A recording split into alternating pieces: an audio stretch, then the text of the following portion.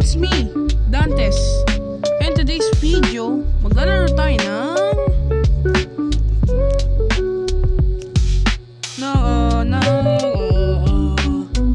I Like It Music Part 2. Inulit ko siya dahil nung last nun, binura ko kasi hindi sila mag-ayos. Kasi yung Act 1 tsaka Act 2 mabilis matapos. Okay, so let's play.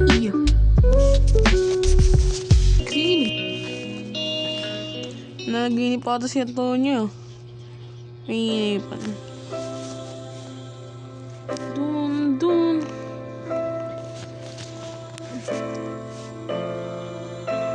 Yung cellphone ko, 21 pa rin. Ako ka yun, Antonio. Kanina ka pa natutulog. Sino to? William Derbian piano concert. Open na yun. Okay, tama na. See? Hindi ko to kalala. Basta.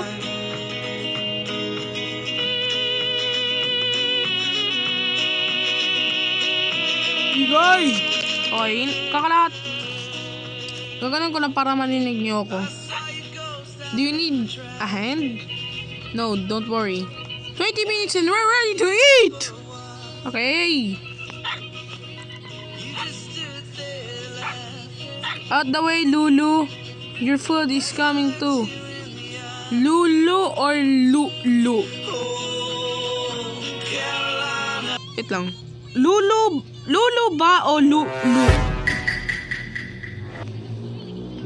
Put.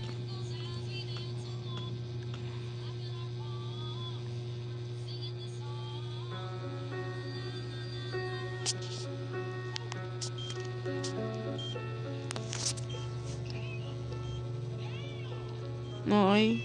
Ang isip niya. Okay, tama na yun. Pinagtapon na siya ng mga nota. I-skip ko na to dahil tinatamad na ako maglaro ng mga minigames.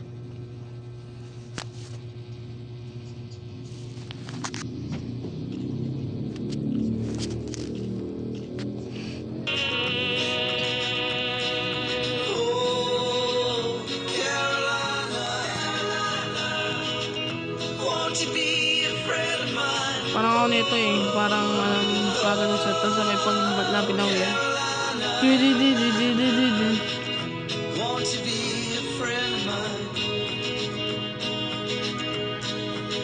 Ginagaya ko nga sa mga cartoons yung parang ginaganon lang nila. Pero hindi naman pala totoo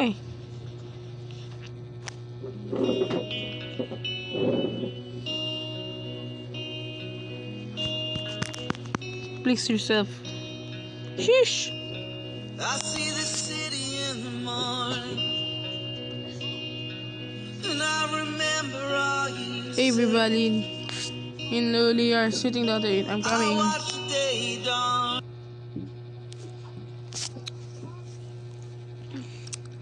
Uti malisti placere to please yourself. Okay, sino naman ang chat natin? Nurse na. Ulit-ulit ka man ka na nga. Charger TV. Lulu. Lulu. Tara na. Ba't nyo tinawagan si Lulu? Teka, Lulu ba o Luke? Burning. Away. But you always have to get in my way. Okay. Aray, parang ako sipo ko. Cellphone ko, 21 pa rin. Don't tell me you're worried about the test tomorrow. No. Is there something else you want to tell me about yesterday? I said that you tried to wash up the stains. I don't want to talk about it. It was an accident. I understand. Okay. Cellphone ko, 21 pa rin. Okay, next.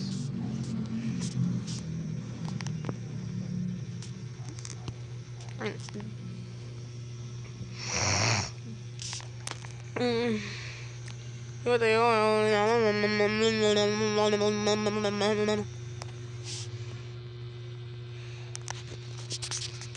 Grabe, ang tagal ko na hindi ko na nalalaro yung acto. Tapos hindi ko na alam kung paano i-continue. Ang putik na yun.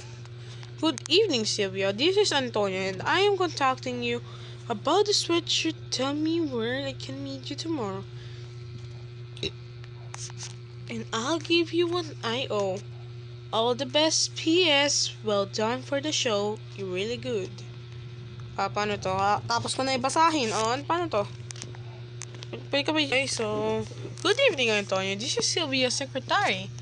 Writing to you tomorrow at the exact time the young lady may be found at number 8. Via delle Novole. Novole or Novol. On the 7th floor for the rehearsals with her legendary band. Paano?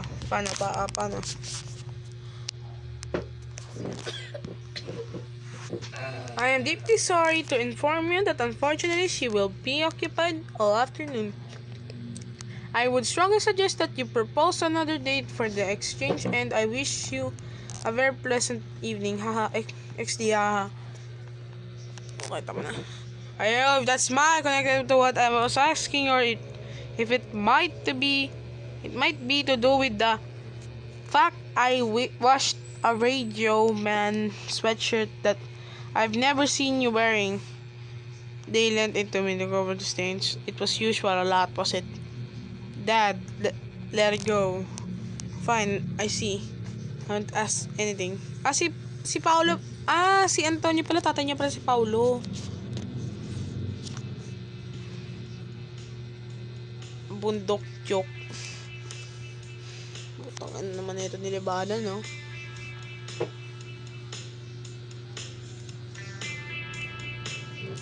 Okay. Okay. So, ito si Sylvia. Jumping jacks. Yoga.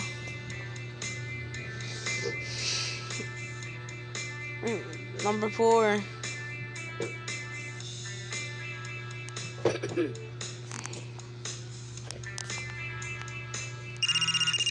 Ay po, tangina.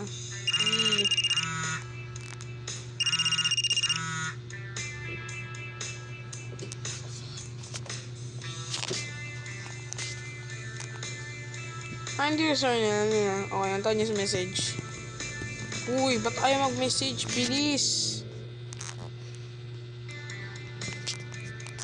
Bilis, ano?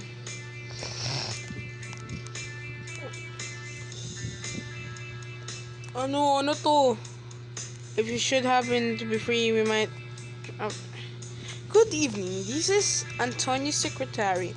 We would like to book an appointment with Sylvia for the next day. Ay, no, ginawa ko yan kasi pinapractice niya sa serye yun eh. Next, okay. Cellphone ko, 20 pa rin. Parang my cellphone is broken. Can't you see the silence? Can you see the dark? Yes, I think I could be done. Jennifer, the young lady has present very important entry application the day after. Please do not distract her too much from her duties. I should give in an entry application. Entry application for the Verdi Conservatory in Milan for singing. The entry tests are in September and I don't want to mess it up. I've already wasted enough time. I have to pass the written and oral and practical exam. Part of the exam is rely on the life and music of the Maestro Verdi, and I have virtually no idea where to start. I know Verdi. Is your uncle something? XD. Very funny. He's my favorite composer. I know everything about him. But why him exactly? Well, definitely because he was from the same city as us. Then we sang that piece. Look, I don't know, you remind me of my granddad and I think he would like to know I'm following the path. I'm flattered to be compared to a granddad. Well, you should be. My granddad was cool. I really love him. Let's forget it. Anyway, William advised me to follow this course of studies too. I'm sure he was. Wait, William who? Debrarian, the composer. You've talked to Debrarian? Yes, I've talked to the legendary Debrarian. Ha ha ha ha. Chill out now, boy. Ha ha ha.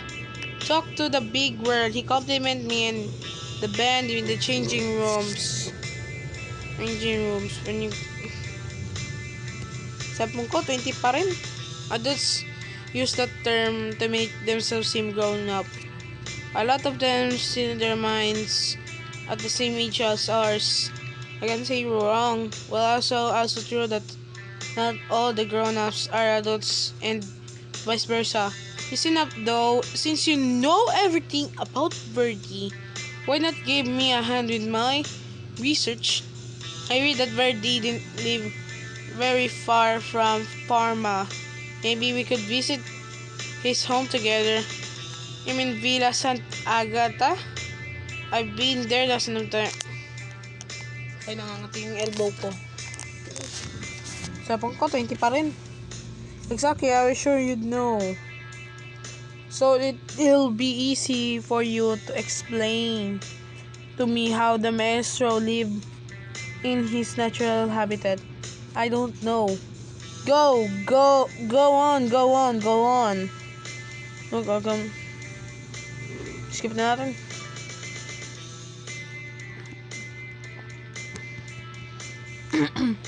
Si Antonio sinachat kay Marco, walang pansin. Hindi naman. Yes, sure. It's not really sure nothing as I know it. How can anyone not love them? Good night, you big thief. Good night. Tomorrow I take you to your shelves. Are you there? You've been online for 20 minutes and you haven't answered. Hey! Okay, so okay? Sylvia, ang tagal mo mag-reply. Mag-reply ka na kay Marco. Sabong ko, 20 pa rin. Kahit ako saksak na. Sorry, I was in the shower. I just finished training.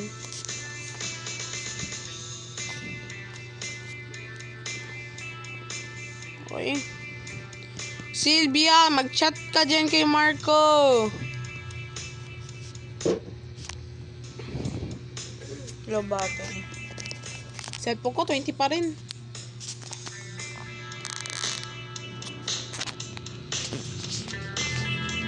Uy. Ano na, Sylvia? Chat mo na si Marco mo.